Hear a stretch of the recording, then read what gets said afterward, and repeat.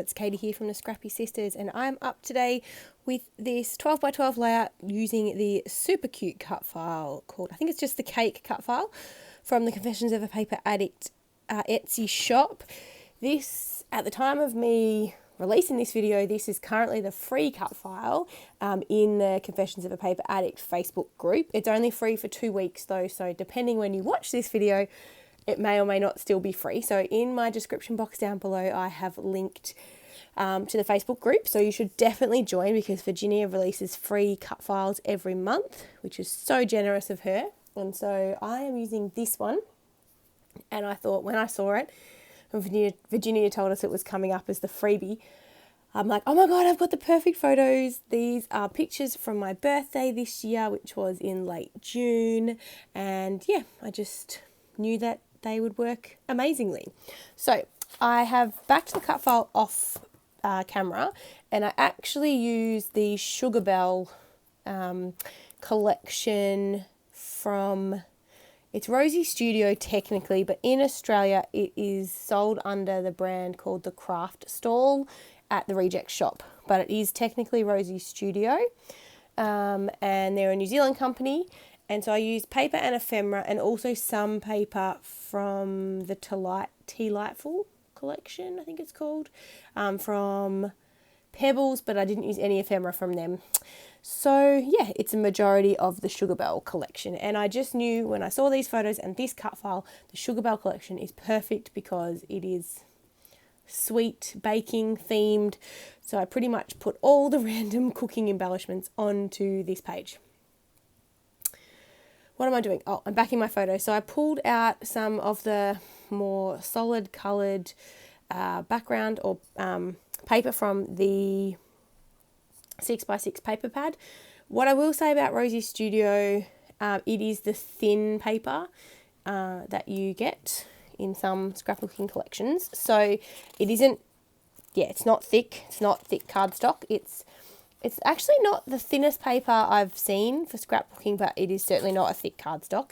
But it is great for backing cut files actually because it is thin, and it also works well for backing photos. It just doesn't work well as a full 12x12 piece if I had the 12x12 pad, which I don't. But if I did, it doesn't work great as background paper because it isn't strong enough. But yeah, it works fine for layering and layering behind cut files, layering behind photos, and then the ephemera is super cute, and you get 2 of everything in these ephemera packs. At least you do in the Reject Shop varieties. I assume they're exactly the same as the Rosie Studio packs in New Zealand. But yeah, you get 2 of all the ephemera, which I think is super cool.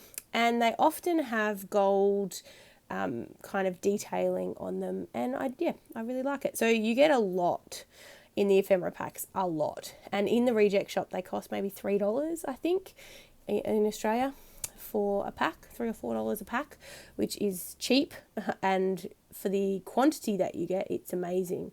Let me see if I've got the packet. How many do you get? Does it say? Let me check if it says how many we get. No, I don't think it says, but it's a lot. It is a lot. 124 pieces. There you go. And as I said, they're doubles. So whatever half of 124 is, what's that? 62. Yeah, so I'm arranging my photos. Now, you can't really probably tell this in the video, but because the paper is 6x6, a lot of the sheets that I use to back this cut file, the cut file is bigger than 6x6, so I had to do some paper piecing. And so I knew that I was going to put my photos on the right-hand side, and so it didn't bother me to paper piece on the right hand side of the cut file because I knew it would probably be covered by my photos, and as it turns out, it was. So you can sort of see here before I put the top photo down, there are some join lines in a couple of the cut file sections where I've used the big piece of pattern paper. And yeah, so you can't tell at all when I stick the photo back down because I cover most of that. Yeah, so the photos are of me holding my son, blowing out my candles, and then the bottom photo is Jack having a go at blowing out my candles because, as you well know, when you've got a toddler, he wanted a turn, and I was very selfish and I said, no, Auntie Katie's blowing out her candles first, but we can relight them for you. So he graciously let me blow them out on my own. And then we relit them so he could blow out the candles as well. And he was very proud of himself because he helped Grandma decorate this cake for me. So my mum had come down and they had made me a cake. And then Jack, Tom and Jess came over. It was a weekday, so my partner wasn't there and Jess's husband wasn't there. But my mother-in-law came as well. And then, yeah, they came a bit early and Jack got to help Grandma decorate the cake and he was quite proud of himself. So, oh yes, I'm laying out the ephemera. So I'm just kind of layering up a few different pieces. There's lots of florals in this pack as well as obviously all of the cake related baking kind of elements. So there's a big mixer, there's a whisk, there's a cake on a cake stand, there's lots of like biscuits and sweets. There's a sugar bowl, there's a flour container, there's a mixing spatula, And so I just add all of those things onto the layout because I figured, why not? Where else am I going to include ephemera about cooking and baking, except on a layout that has a cake. So yes, that all went down and I'm pretty happy with my placement. So I've just got the one cluster down on the bottom left and then I cluster all the other ephemera around my photos. And I've used a white background. I was going to do the whole, put a piece of pattern paper behind the white and have it sort of peek out, but I forgot and I didn't do it. But that's okay. I'm happy with how it looks. So I edited out me sticking down all of the ephemera because it did take quite a while. It was quite fiddly and I figured you didn't really need to see it because it stayed in the same place as where I had placed it. And I just went down and stuck it all down and popped up some things on foam dots and all sorts. So yeah, happy with how that all came together. And then I've got some wood veneer pieces that again are kind of baking related, sort of. So there's some cupcakes, there's a mixer and a teacup and teapot. So the teapot and teacup aren't exactly baking related, but I use them anyway. I wanted to put one in each of the clusters and there's 4 clusters. So I had to have 4 wood veneer pieces. I don't know if having 4 wood veneer pieces and 4 clusters look a bit strange, but I don't care. I'm happy with it. So yeah, sticking those down, just using double-sided tape for that, and that is done. Now I am packing up my bits and pieces and I'm going to stick my title down. So I already had planned my title. As you well know, I do that often before I start filming, and it says best wishes to the birthday girl, which is me, obviously.